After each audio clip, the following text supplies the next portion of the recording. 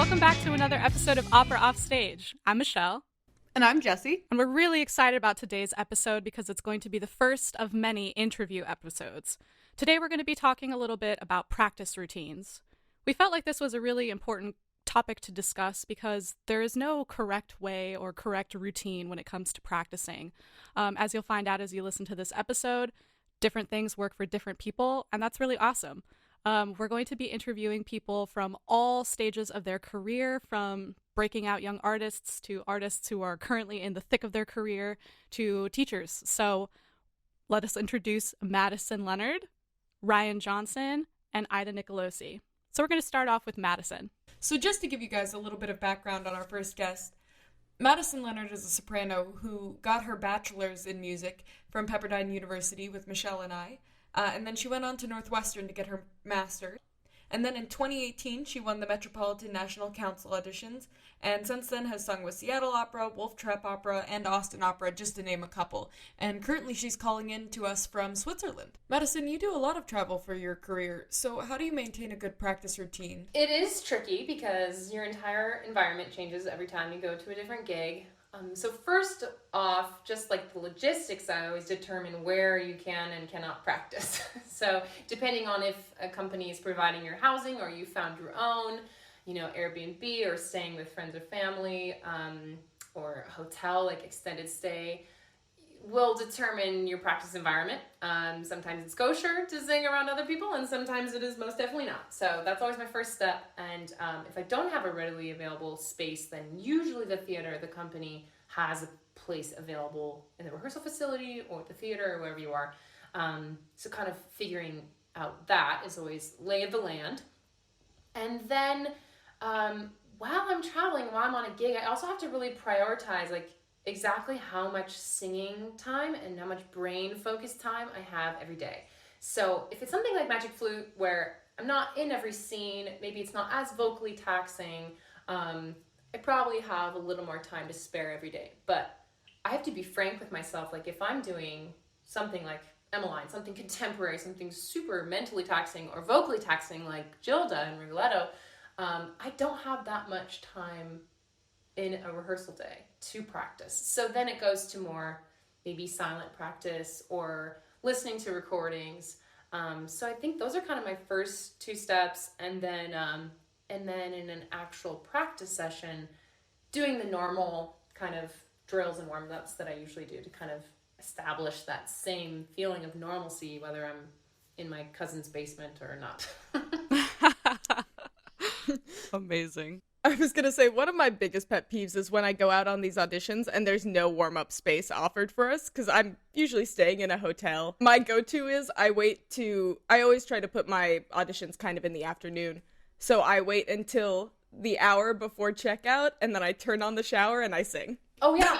Yeah, you have to. Well, that's pretty thoughtful, because then you're like, hey, listen, it's 10 or 11 or whatever. Wake up. It's wake up time. You become the alarm. Most people are packing to get out anyway, so I don't feel as bad. You got housekeeping rolling through the hallways. We're all awake. It's okay. No, it's so true. That is a major pet peeve of mine as well, because then you see all these singers just kind of creeping into the one bathroom, which why is there always one bathroom? Yes. And anxiety does things to people's bodies, so it's not a happy place to be anyway. And then you're trying to quietly sing. And then you have some held-in tenor who's in there just tearing the wallpaper down, and you're like, why is there not a space for this? Yeah, that's really frustrating. No, definitely. Oh my gosh. So give us a general outline of your practice routine. How long, how often are your sessions, and how do you kind of navigate that, silent work, so to speak, versus actual singing? Mm-hmm. Well, let's say that I'm in between gigs, I would have more time to be practicing. Well, it's kind of your job when you're not on the gig. Your job is to be preparing for the next gig. So I would probably be practicing every day, or at least 5 days a week. And those sessions are going to range, but they'll never be shorter than half an hour, because it's going to take me at least 15 minutes to do just vocalises. And then, which is really easy. I just do low voice, middle voice, kind of humming, lip trills, those kinds of things, and then do some drills, like some exercises like the Vakai or Marchesi or Garcia, those kinds of things. I'm trying to make more of a habit of that, and I'm a couple months into that routine. So it's pretty established now, I would say. I do that for maybe 10 minutes and then go into the rep and try to, what is the saying, swallow the frog? Do the hardest thing first. So I can't remember whose quote that is, but start out with your most challenging section, because that is, I think, when I'm gonna probably be at my best. Like vocally, I'm the most grounded. I'm like still thinking about all the good singing ideals, technique ideals from my warm up, and I'm also like, my brain is the most fresh at that moment, and then I'll just kind of go in succession, go to my the next hard thing, until finally I feel just totally pooped out, and I will probably sing or play a little, I call it dessert. And so that for me is like, maybe it's singing just like a really simple song, or like the part of the aria that I do really well. Or maybe like a Gershwin song or something, or like just playing some piano. Like I try to leave myself something, a nice little sweet something to end, so I don't feel like, I don't know, like I was just hit by a semi truck. So that way I will want to practice again the next day. But typically, it ranges from probably 30 minutes to like maybe an hour and a half. But I think it's important for me to keep them kind of short, because again, if I feel like just totally wasted at the end, my mind registers as like, oh, that was an unpleasant thing. I don't want to do that. That's so smart, though. I feel like I really do try to force myself to do like longer sessions, but I also love that you said to end it essentially on a high note. Yes. Terrible joke for a soprano. But yeah, no, I like that you were saying that that you like to end it with something fun. I used to do some musical theater whenever I felt myself spacing out, just to get me back in. I love that. Yeah, and I definitely like the idea of starting with your most difficult, or perhaps like most insecure part in a piece, or a piece in general, because I feel like when I personally go with something I feel a little bit more confident in, like review, by the time I'm done doing that and I have to get to the actually hard stuff, I'm like, do I really need to keep practicing today? Like, I could just do it later or tomorrow, right? So I like that. Absolutely. And like, that's where I've sensed that I've improved and matured kind of in my practicing since school days, because I can distinctly remember popping into a practice room in grad school and just being like, just wailing out something that I knew I could inherently do, and then be like, I'm tired, I'm done, and not actually do the thing that I needed to practice. And I don't remember practicing pretty much at all in undergrad, so don't have any memories from that period. Probably should. Love that. Oh my gosh, that was, oh man, I really don't know how I like learned recitals and operas. That's just bonkers, but fortunately, I've learned how to practice since then, out of necessity. I love that. Wow, what a shocking reveal. I know, it's true. Our Pepperdine listeners, we're all shook right now. Pepperdine listeners, y'all know those practice little, I won't even call them rooms. They're not rooms. Closets. They're closets. They are carpeted closets, and one could do a lot of learning in those rooms, but I didn't. I regret that. And I'm sorry, Dr. Price. So, what would you say one of your biggest practice room breakthroughs has been since you've started practicing? BP and AP after practicing began. I would say my biggest breakthrough came from a lot of tears when I was so frustrated by not being able to learn entire projects in a single day. I can't tell you the number of times that I would get anxious about an upcoming project gig and just storm over to the keyboard, which we have a little keyboard in our house here, and hammer things out for an hour or something. And be mad that it still wasn't memorized, or it still wasn't, I didn't know all the pitches correctly.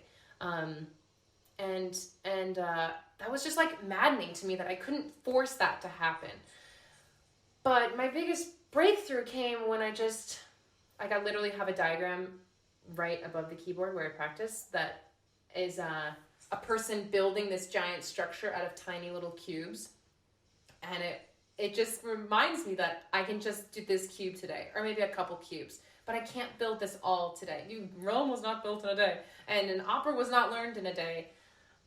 It has to come bit by bit, and the slower and more meaningfully that I learn something, the better off I will be. Come performance time, come 5 years later when I get asked to do it again,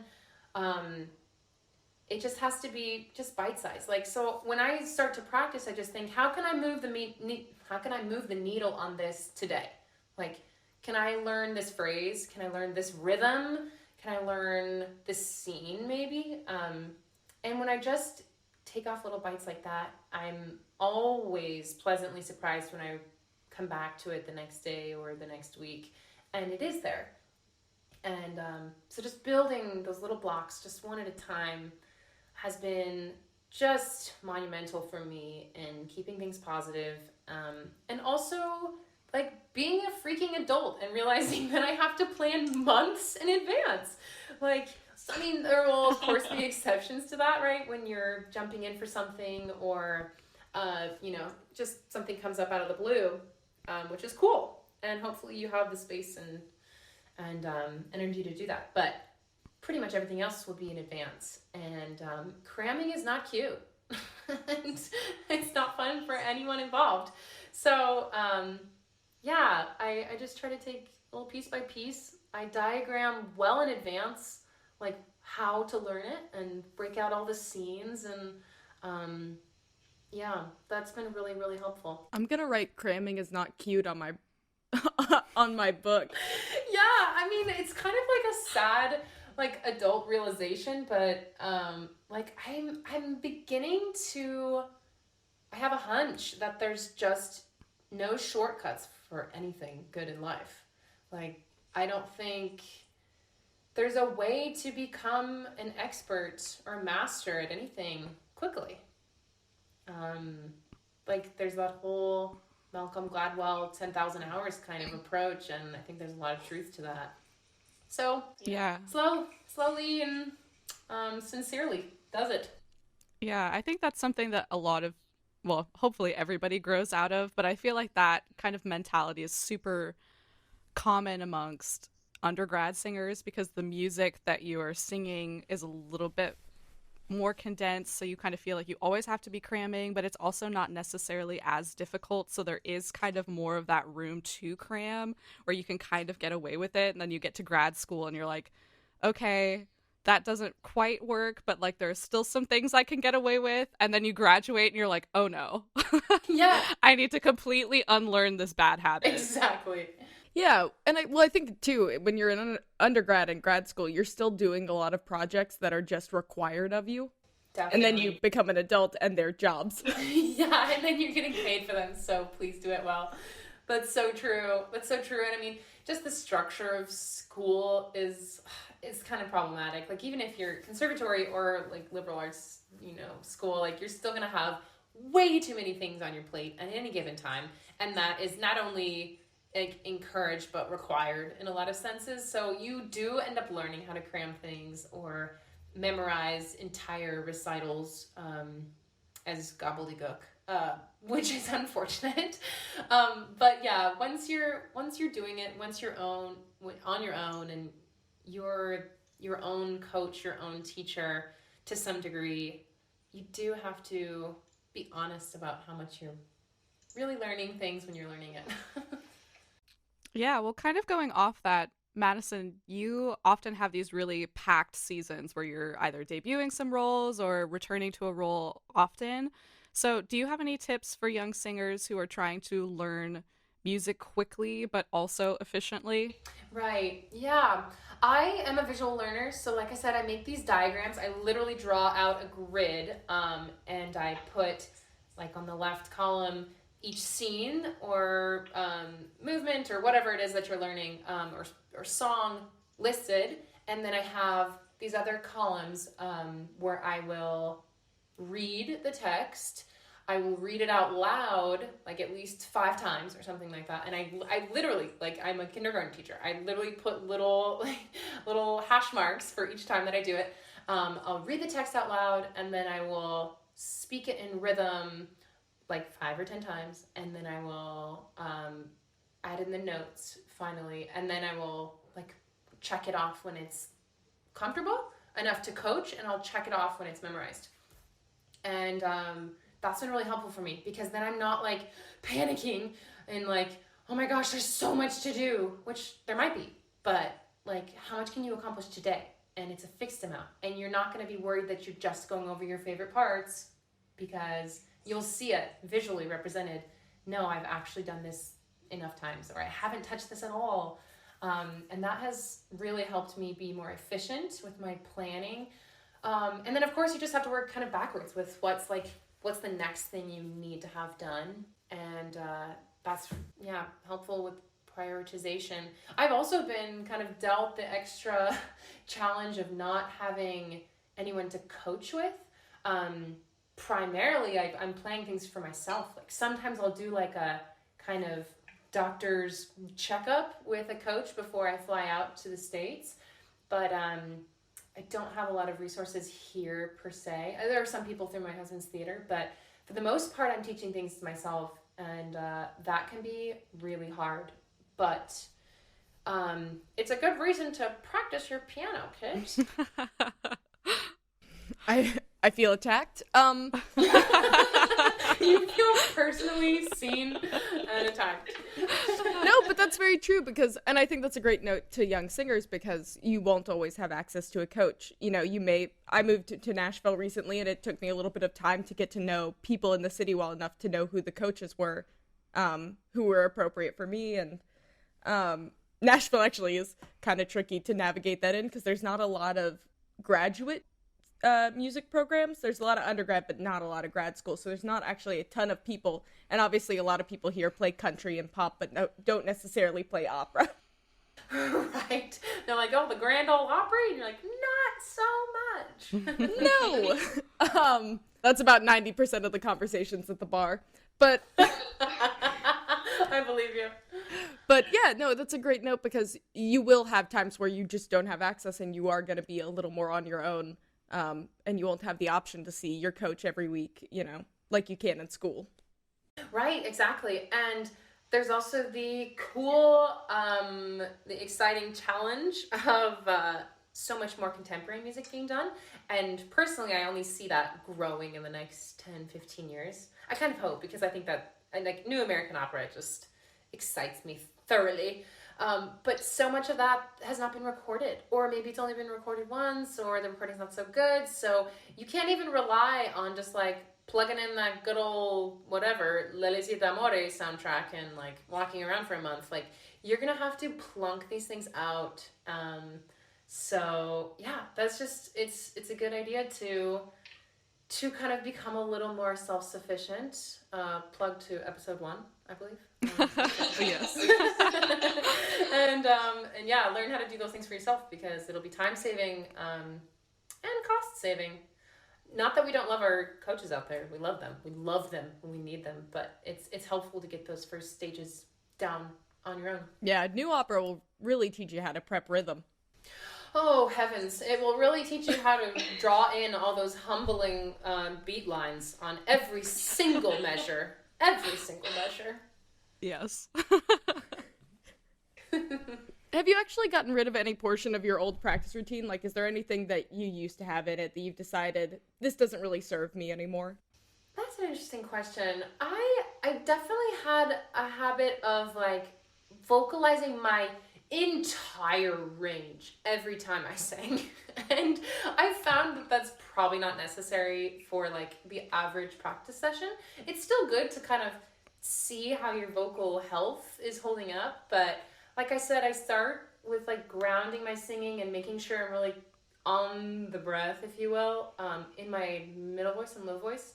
and then things are going to be fine. Like, I'm going to be singing healthily, and even if something gets up in my upper range, like, I'll manage. But I remember, like, in grad school, just because I started to realize the extent of my range, that sounds so braggy. Oh my gosh, kill me now. But I remember just singing all the way up into the stratosphere every single time I opened my mouth, and poor little folds. Like, that's a lot. A lot. I mean, it's good to keep up some stamina too, but I think I've lessened that, and kind of just use what's necessary. Like, it's kind of like getting ingredients out for whatever you're about to cook. Like, just gather what you need and make sure it's in good order. And yeah, if you need something more extreme for another time, then make sure you warm that up too. But anyways, that's an interesting analogy. You're welcome. No, it's a lovely way to think about it, because I think that is what you learn as you get older, is how to conserve and how to be, how not to bring out everything and the kitchen sink when you're doing stuff. Right, exactly. I do the opposite, where I like always warm up low, even if I'm singing something that's super high. And I'm like, why did I do that? I don't even like sing below this note, but I'm just like, I gotta make sure it's there. Like, I don't know why I do that. But thank you so much for hopping on a call. Yeah, this has been just lovely. Likewise, you guys, thank you so much for asking me.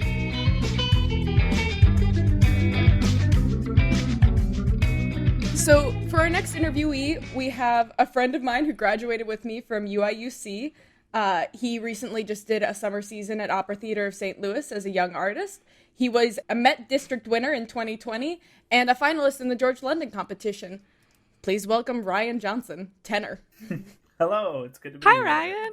Laugh all you want, Michelle. I'm doing my best. That was great. It was a good Oh my introduction. goodness. Thank you. Ryan, what's kind of the general outline of your practice routine?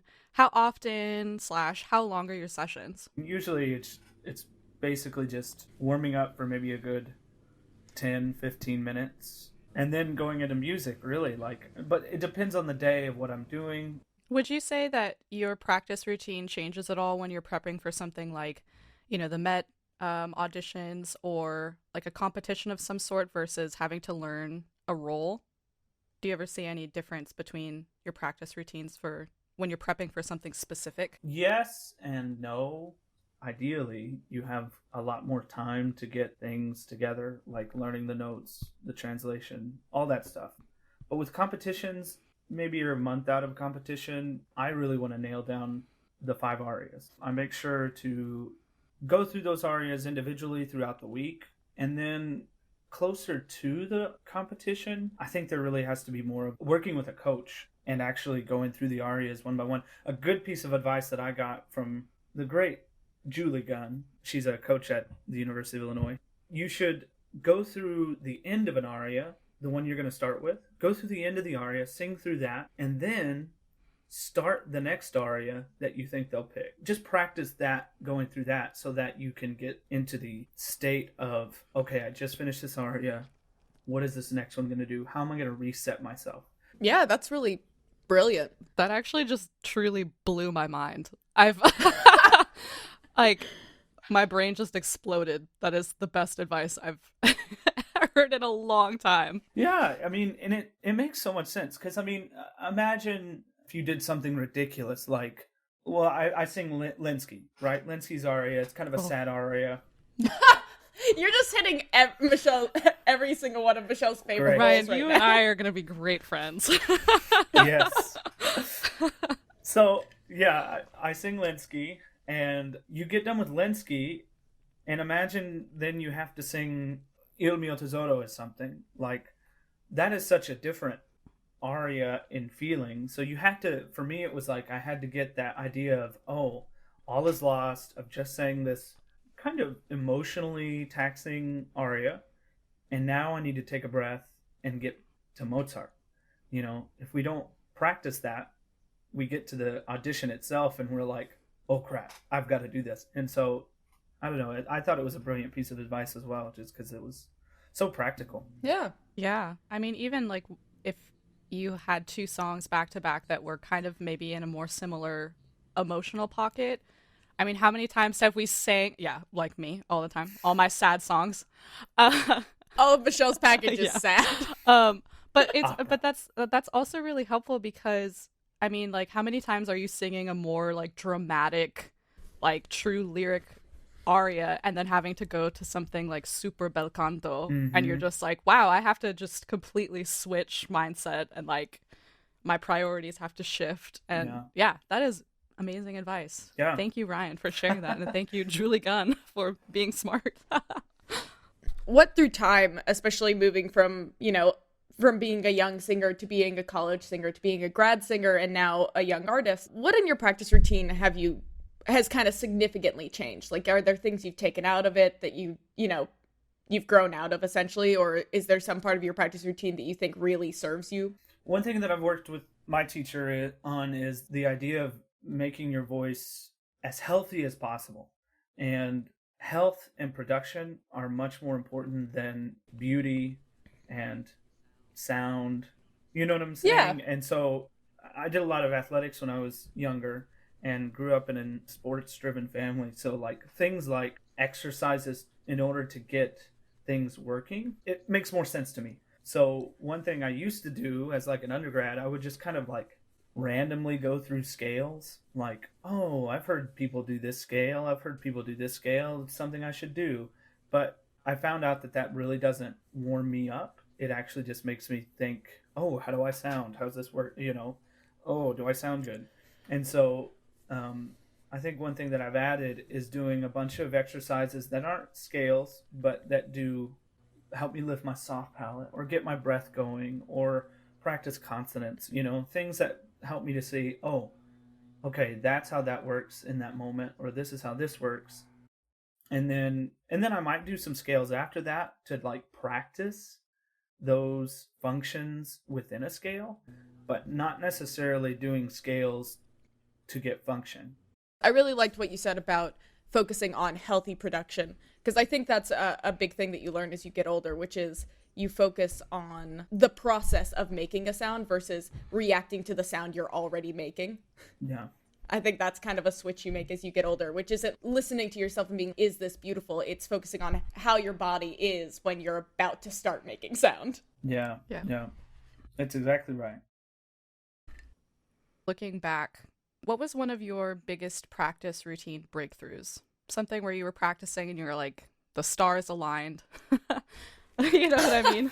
I think practicing is funny because there are many days where things do align and then the next day they're totally out of whack and you can't get it Absolutely. back. It's very frustrating. So I would say the biggest breakthrough for me is not really a physical one, so to speak, but rather a mental, emotional one. Right before I begin my practice session, I do take a second, just like maybe 10 seconds to breathe. And I want to say center myself. And what I'm centering to is what I think of as the curious observer of our brain, because I think there are like three parts of our brain. There's the person doing the thing, there's a person judging doing the thing, and then there's the third that observes all of that. And I have to get in this mindset of, we just heard a lawnmower in Jessie's room, right? Like, we heard that outside of her room, and we immediately got curious as like, what is that? It's that kind of mentality of like looking and observing rather than going, oh, how do I sound? Oh, that's not right. Oh, that's not right. Oh, that's not right. Because I tend to be more self-critical than I should be. And I think all singers can probably relate to that in some way. And so I think in my practice sessions, it has been so helpful to sit there and go, okay, take a breath. How do I feel? Can I feel my ribs? Can I feel my tongue? Just noticing things rather than trying to go immediately to sound and judging. I think that's an important thing for me, especially as someone, as I said, who's really self-critical and, judges myself a little too much. I think that is a great point, though, because not only are you kind of describing letting go of some of that self-judgment in a practice room, which is incredibly important because practice rooms are where we're supposed to be experimenting and where we're supposed to be pushing the boundaries of what we do, and we kind of have to let ourselves fail. But also, you're talking about intentional practice, because I know that some days when I'm tired, I go in and I just am like, I'm going to get through this and I'm going to go home. Yeah. And so taking that second to remind yourself of what you're trying to do and to be present with your practice instead of just being like, I'm going to sing through the song, try and memorize it and leave.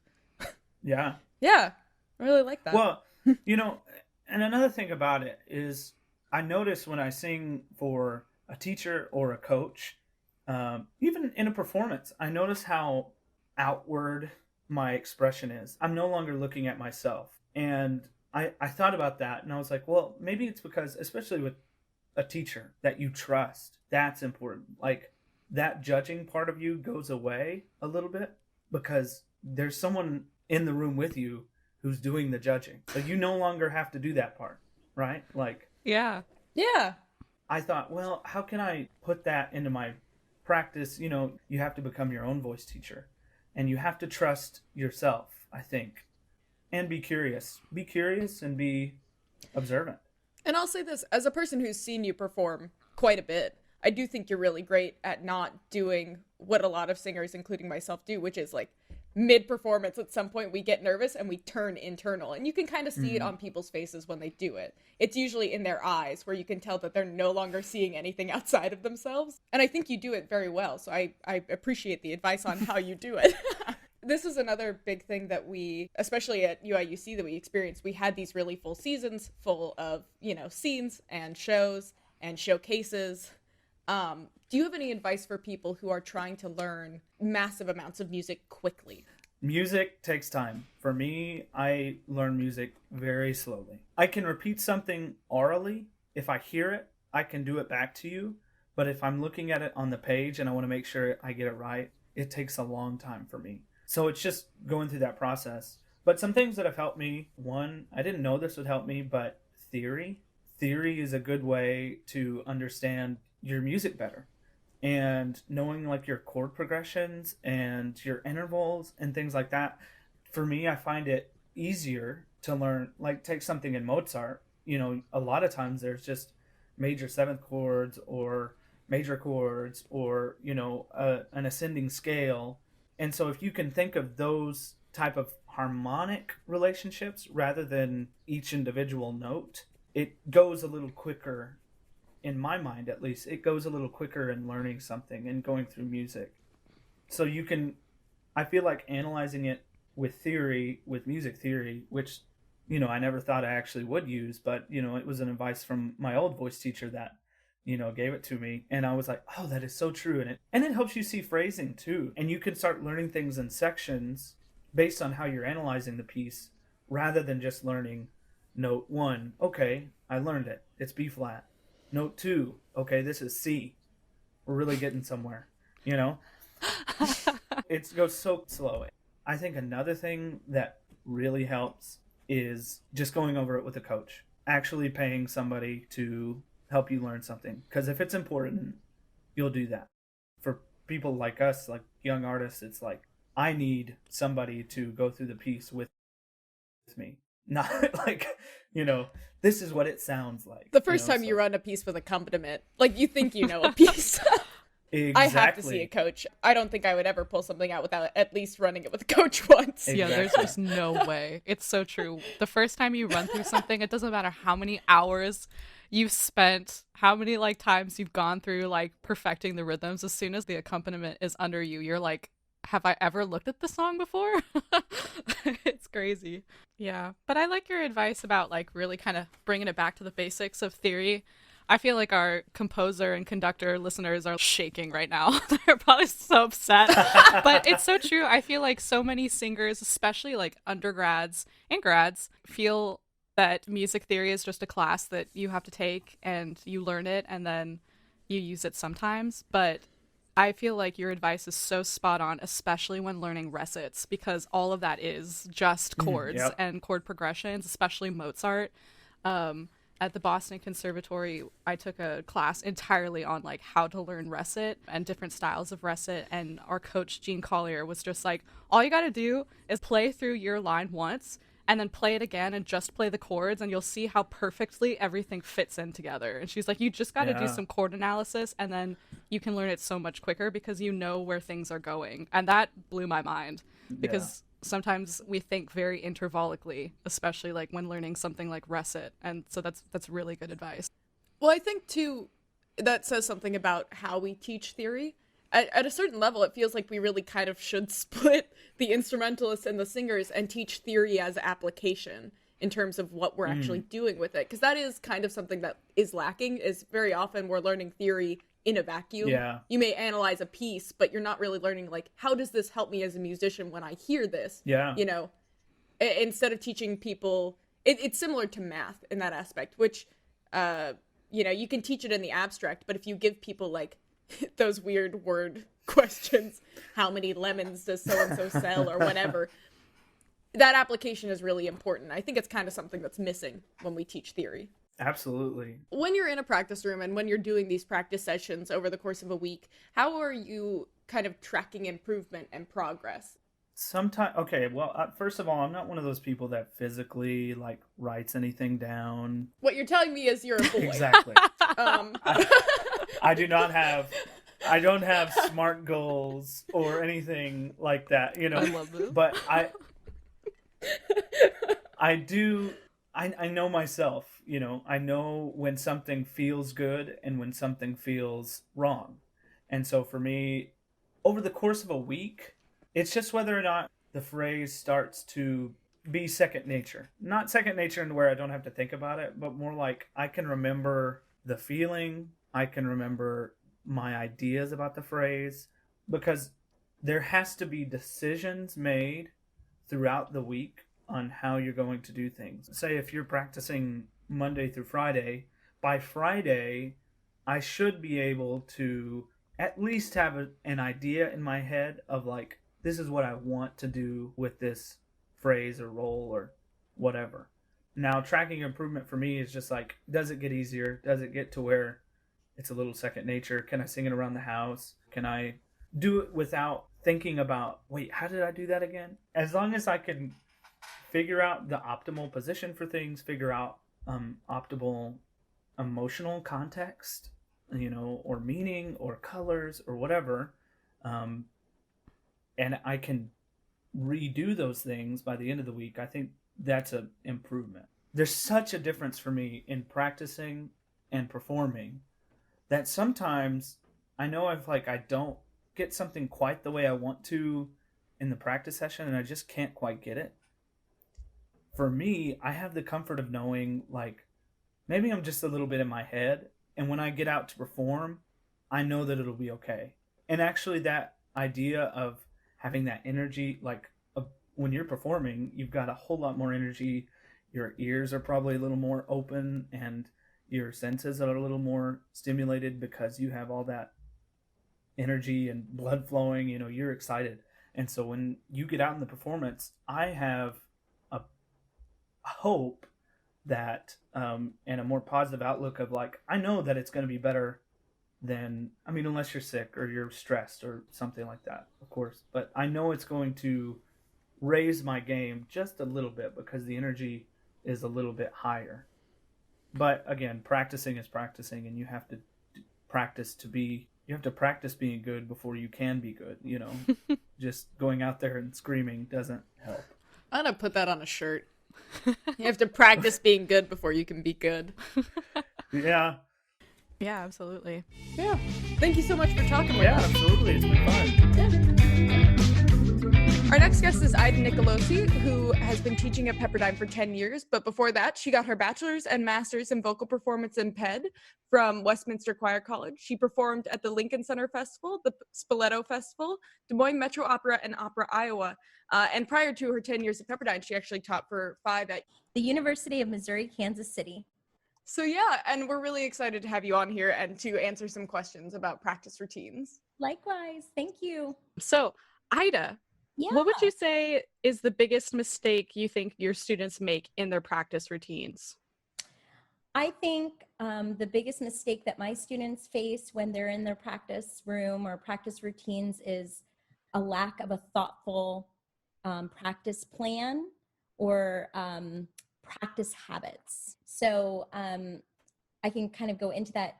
Our vocal muscles need thoughtful and intelligent repetition so that we can replace old habits with new healthy vocal habits. And I think a lot of times my students will go in or my new students go in and they don't have a clear plan of what they're going to do.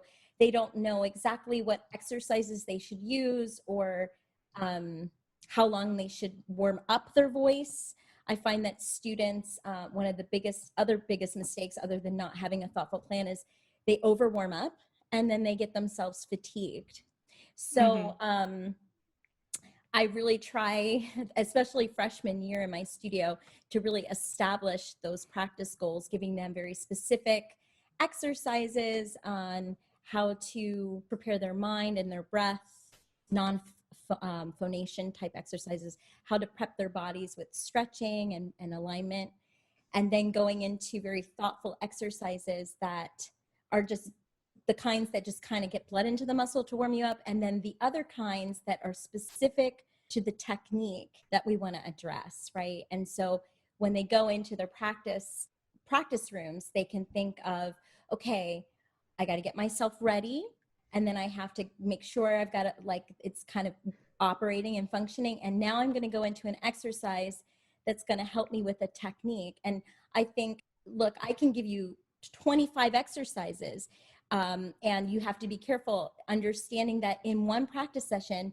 you can't sing through all 25 of those vocal exercises. So Right. like I said before, making a plan that's thoughtful, but also guiding your students with what's realistic expectations for one particular practice session. I'll say this now, further along than I was at Pepperdine, I do actually do a lot shorter sessions than I used to do. Because I think there is always this pride among music students where we're like, well, I just spent 3 hours in a practice room. And I may spend 3 hours in a practice room, but what I do is I'll do 20 minutes of focused study, and then I might take a 10-minute break, and then I'll do 15 minutes of language, and then I'll get back to singing for another 20. And then I take a lot more breaks and I make it a lot smaller. But when you're starting students, sometimes it feels like everyone else is spending all this time in the practice room. So you go in and you sit down and you're like, I guess I'll just keep singing. Yes. And then what you find out is the next 2 or 3 days after you have an experience like that in the practice room, you're vocally shot. And so Yeah. That's such a good point, Jessica. And you also have to remember that this is a muscle. And it's like, I am not very good at running. I'm not going to go out and say, I'm going to run 15 miles. I'm going to run a half a mile. I'm going to build my endurance. And again, it's all going to be dependent upon what I need for that day. And I also think for young students, especially in beginning college, freshman and sophomore year, helping them or explaining to them that they need to look at their schedules and they need to commit and block that time in. And I do agree that the smaller practice is more beneficial. Again, you won't be overwhelmed with all these expectations and all these goals, right? You say, this piece I'm going to work on my Bach aria because, boy, Bach's amazing and he's tripping my brain and I can't figure out this harmonic progression because it changes every measure. And I'm going to sit in and do a theory type study on this. So again, it's non-singing related activities in the practice room and then singing related activities in the practice room. You know, another thing that I used to do a lot when I was commuting to school was I had a track of everything I was learning. So I would often listen to like my recital. I would listen to singers I liked for my recital and everything. But I think recordings now, because they're so available to everyone, are a little more controversial with teachers. I know a lot of teachers get upset because their students are learning direct from recordings, which is understandable. You don't want students to make a choice that they don't understand why they're making. But when do you think in that learning process it is kind of time to start listening to interpretations and? Well, in addition to my teaching at Pepperdine and UMKC, I also taught various community colleges in the Kansas City metro area. And, you know, I had a little bit of experience teaching private voice to high school students when I was in undergrad during the summers. But I didn't really, the type of student that I encountered at the community college was a lot different than the voice majors that I work with now at Pepperdine.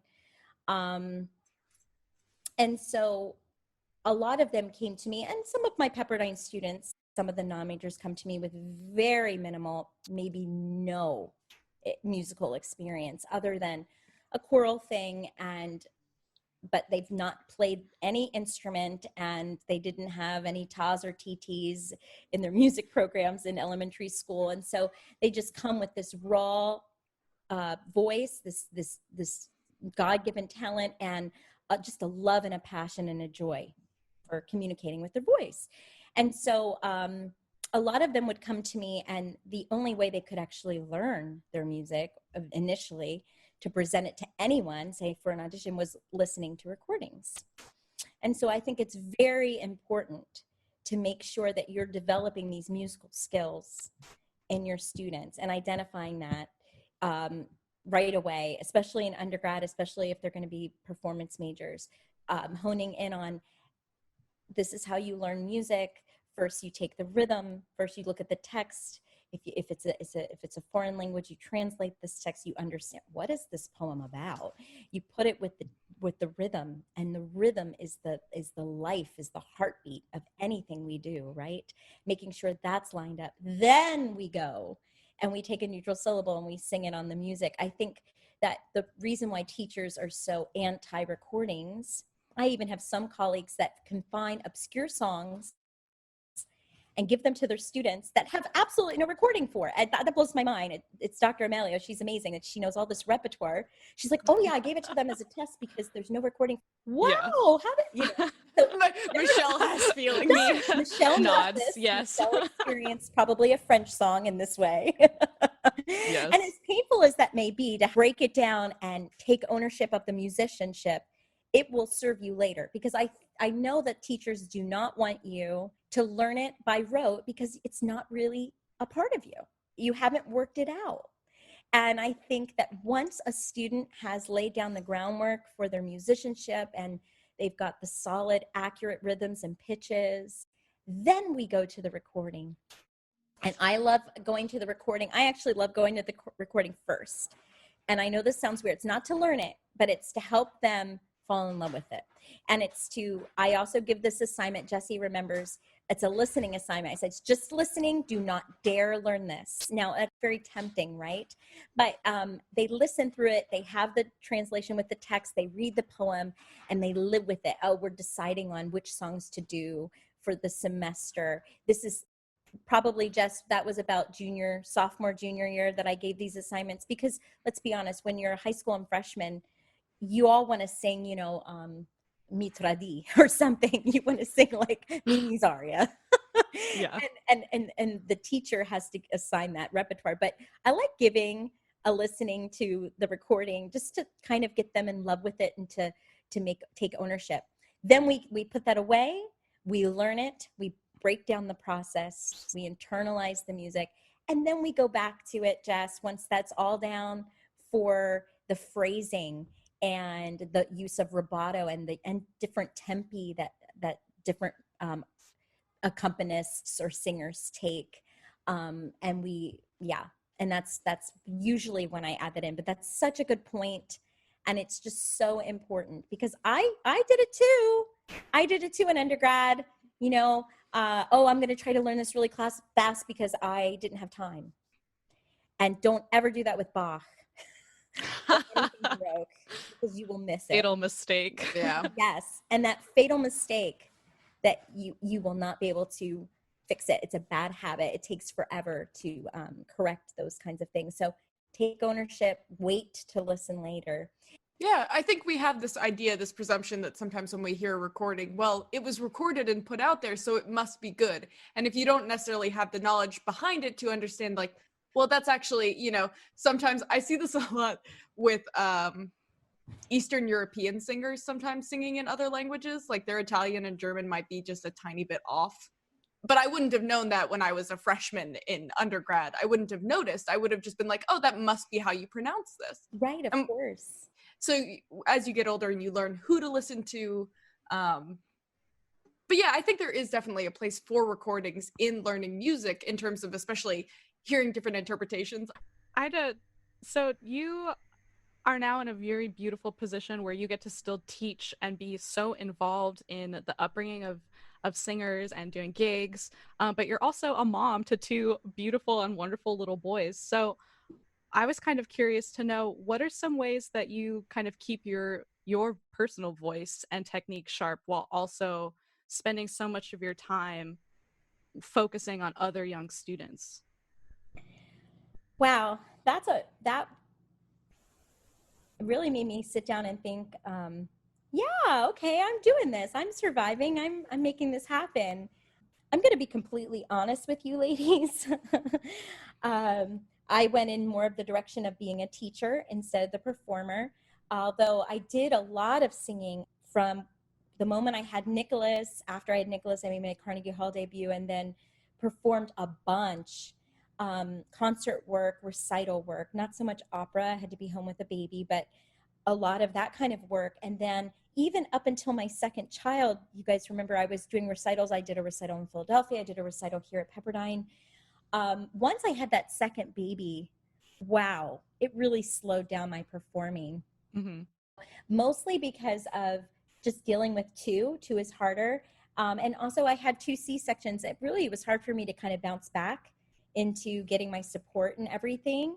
And I had some serious hormonal shifts. So my voice literally uh, just became richer and thicker. And so I was also dealing with my teacher of, am I a different Fach? Should I be singing new repertoire? Maybe I should stop and reassess and before I put myself out there. And that actually was a great idea. I didn't follow through with all those things. I didn't need to because my children did that for me. Having two small children between the age of, newborn to 4, and now they're 4 to 8. The amount of illness that they bring home to me is insane. Yeah.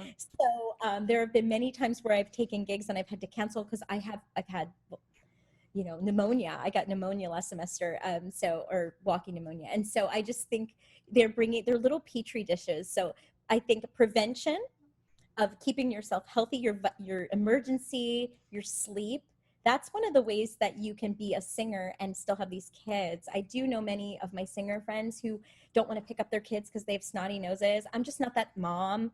I'm like, get over here and give me some sugar, and I get sick. So that's been really a challenge for me to have to put that singer in the back burner for a while. It's coming back though. Sadly, we were going to perform a big Baroque concert, and then I was going to sing in the Czech Republic as the soprano soloist for my husband's Prague tour. So I had some things going, and it's okay. Life happens. We have a pandemic, and many artists all over the world, all over this planet, are home now in isolation, and so yeah, there is a way to come back if you have a baby and you have kids. I also just really love teaching, and so that's also my passion. And the way in which that I learn rep with my 12 students, it's Mm-hmm. really hard. Yeah. It's been kind of a blessing now that my kids are in school, because I can drop them off at school at 8:40 and 8:45, and then my butt is in my studio at 9 warming up, Mm-hmm. and then again doing these little tiny increments. Yeah. I'm going to learn this Berg right here. I've got this 2 pages that are really killing me, and then I teach 3 hours of lessons, and then maybe I have a lunch break, and then I go back and I'm looking through an ornament for one of my arias. But I have to be super thoughtful, and I think that brings it all around, right, from the beginning of our conversation now to the end, that as a mom, talk about thoughtful, efficient practice. So I have to make a plan, set the plan, work the plan, and try to prevent illness at all cost, which has been very challenging. I do really appreciate your honesty, though, about trying to manage all of it, because I think, especially for women, we're always told, like, you can have it all. And the reality is like, life is about balance, and there are things that shifted in priorities and importance. My dad got really sick and passed away about a year ago. I'm so sorry. Thank you. But the reality was like, my universe shifted. I didn't do any YAP auditions that year because I couldn't afford to be on contract and then have to leave if my dad got sicker. There are things in our life that are going to change what we think is most important and what we put at the forefront, and that's okay. That's life. Absolutely. It is. And it's so fruitful. And I'll tell you, these little boys are the best art music I've ever created.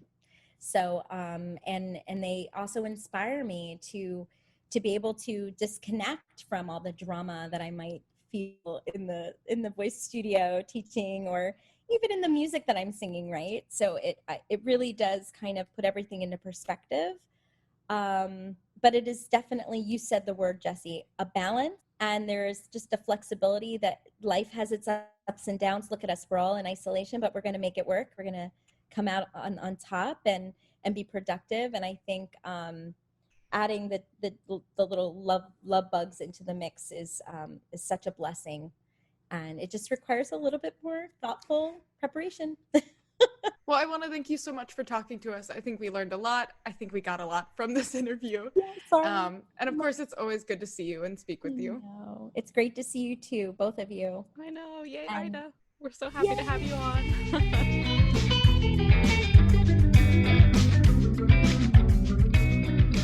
So I think we learned a lot from everybody we talked to today, and I think we saw just how different everyone's practice is. Yeah, I really love the fact that, we purposefully chose these 3 individuals because they're all very different voices and they're all in very different points in their career and life.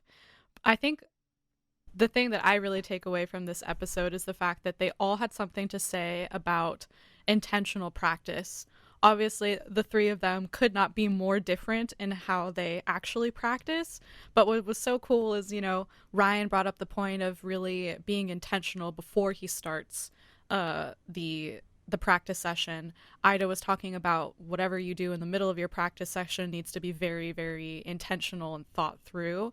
And Madison, stops before her brain processes it as something negative. So even post recording session, being very intentional about when to stop. A lot of those concepts were really new for me, and I'm really, really excited to implement those into my own practice sessions. Yeah, there's definitely something that we learned about joyful and intentional practice. And that music always takes time, and you have to set aside the time for it. I think that was the other really big takeaway is even these are some of the people I most admire. And every single one of them said music takes time to learn. It just does, and you've got to take that time to learn it. And I think that's really reassuring for those of us who get bogged down in our practice sometimes. Yeah, definitely. It was just really cool to talk to them. And they're all so lovely. Awesome. Well, thanks for joining us again on this episode. I hope you guys enjoyed it. We're Opera Offstage. You can stay up to date with what we're doing, what we're talking about, fun stuff that we're putting out on our Facebook, our Instagram, our Twitter, all under @OperaOffstage.